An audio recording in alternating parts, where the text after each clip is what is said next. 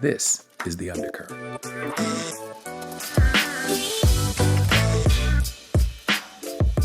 Hello, everyone. I'm Matthew Brown, and this is the Undercurrent. Today, we celebrate Juneteenth, but I want to talk about the undamned truth. You see, Juneteenth reminds us that freedom is still not free. The forces, a deeper question for me is what happens when the dam breaks and the truth is finally released? What transforms within us? How does our stories or our systems or our souls, how do they change when what was suppressed comes to the light? There's a lot of times that we have built for ourselves, and unfortunately, our ancestors have endured horrific treatment.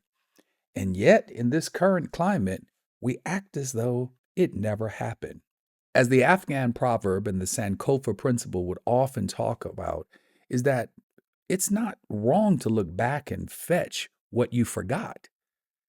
We cannot erase a wonderful history, traditions, relationships, and cultures that systems have erased, and now politics is trying to obliterate. Freedom isn't just forward-facing. Sometimes we must go back and tell the truth so that we can heal. You see, delayed truth is distorted reality. I don't know how we can possibly, in this season and this space in our life, delay the truth, not admit to what has been done, and live in a distorted reality as though it never happened. People can be free on paper and still enslaved in their mind and body. A psychologist on post-traumatic slave syndrome made the point that people can be free on paper and still enslaved in their mind and body. Juneteenth illustrates this clearly. Freedom was declared in 1863, but it wasn't enforced in Texas until June 19th of 1865. Thus, we celebrate Juneteenth. But what the modern equivalents look like is questionable. What's up with racial inequality, the generational trauma, the internalized lies? All those things continue because they're dammed up. We're living in a country that does not want to tell the truth about who we really are and what we really suffered. You see, when truth is suppressed, distortion becomes normalized. Trauma isn't just what happens to you, it's what it doesn't get named is equally as bad. Dr. Thelma Bryan, she's a psychologist and the president of the APA, and she makes that point that, it's not just what happened, it's what doesn't get named. Can I ask you a question? What are you not naming that has traumatized you, that has really kind of boxed you in so that you cannot move forward, that you suffer freedom and you can't really celebrate liberation because either you are still enslaved or imprisoned in your own mind? You see, truth-telling isn't just a national holiday. Truth-telling is not, it is deeply personal. Yes, I love Juneteenth, but there are still some truths, either in our family, our relationships, our community, our culture, that needs to be released. I would tell you that our children, the next generation, they deserve some truth-telling. I often think of a scripture that may not work for a lot of people, but to me, it was like, man, at least he told the truth. Do you remember that time in the Bible where you know him as Doubting Thomas, but Thomas basically said, hey, I'm not going to believe that Jesus survived that trauma and that murder of the state, that the Romans killed him and publicly humiliated him. I'm not going to believe that he survived that trauma until I can, for myself, put my hand in his side and see the scars. Well, you know the story that Jesus shows up later and says, hey, dude, here I am. Here's the scars. Look at me. Now you believe. The real deal is that he had to have some level of truth-telling. The truth-telling just cannot be something that we wave flags about and that we remember with great nostalgia or with great sacredness, is deeply personal. What truth about our identity and our trauma or our story have you dammed up? Have you said, I don't want that to be known? You know why? Because I'm concerned that if I tell the truth, if I even admit the truth about my life and about what shaped me and about what scares me, then I will no longer be valuable in the society in which I live. What lies have we lived under that need releasing because we've dammed up the truth?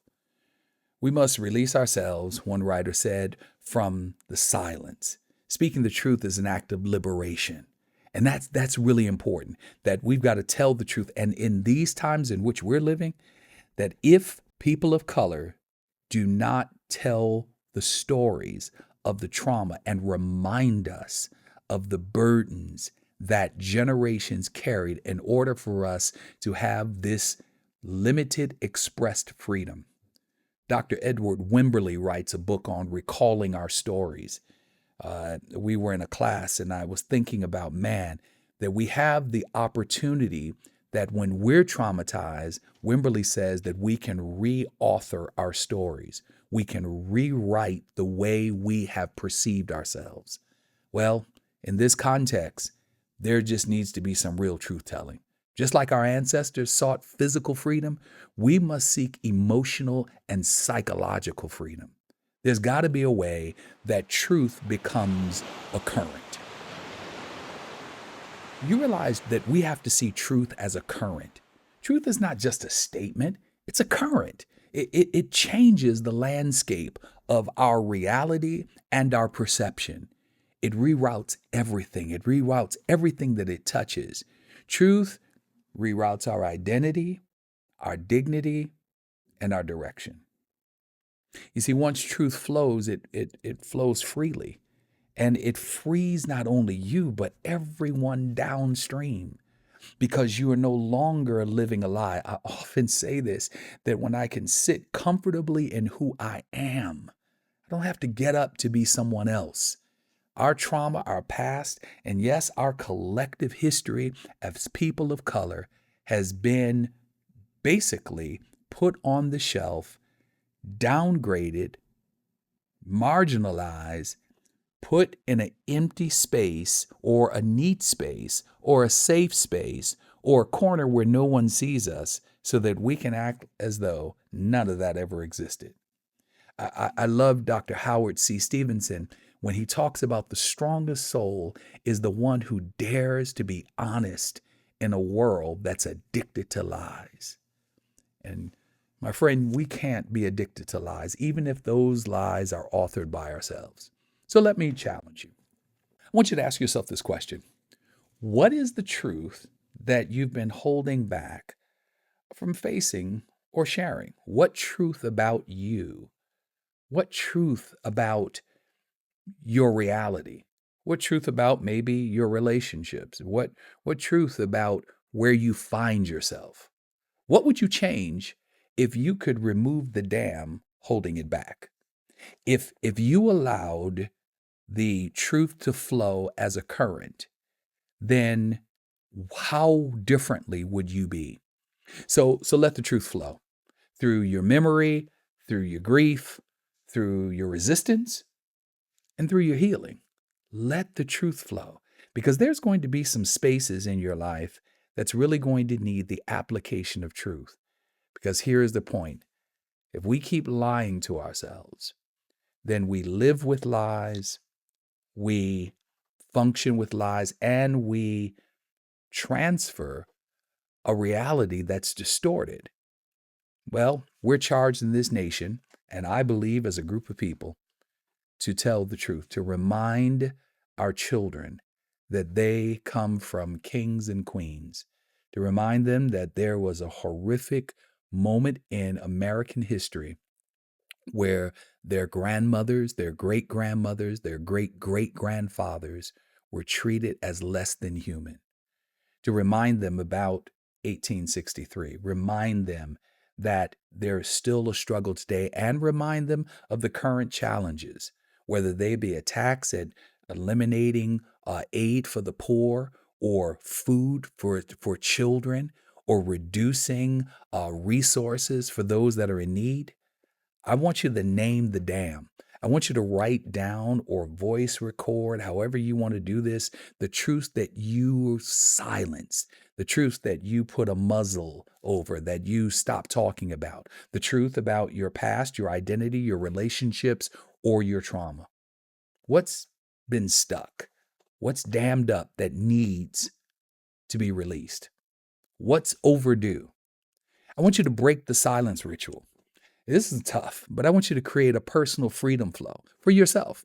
You don't have to share it with anybody, but create it for yourself.